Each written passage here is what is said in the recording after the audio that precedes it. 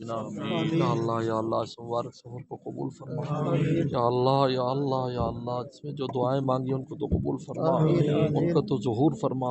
یا اللہ ہم سب کی تو مغفرت فرما، بے شمار مغفرت فرما، بے حساب مغفرت فرما، یا اللہ ہر طرح کی عافیت ہمیں نصیب فرما، دنیا اور آخرت کی عزتیں ہمیں نصیب فرما، ہر قسم کی ذلتوں سے ہمیں محفوظ فرما، یا اللہ ہماری حاجات آپ کے علاوہ کون پوری کرنے والا ہے، یا اللہ ہماری حاجات کو پورا فرما، اللہ ہماری جائز خواہشات کو پورا فرما، ہمیں بھی ہمارے بال بچوں کو قیامت تک آنے والی ہماری نسلوں کو اپنے ولیوں میں شامل فرما، اپنے پیاروں میں شامل فرما، علم نافع عمل مقبول عطا فرما،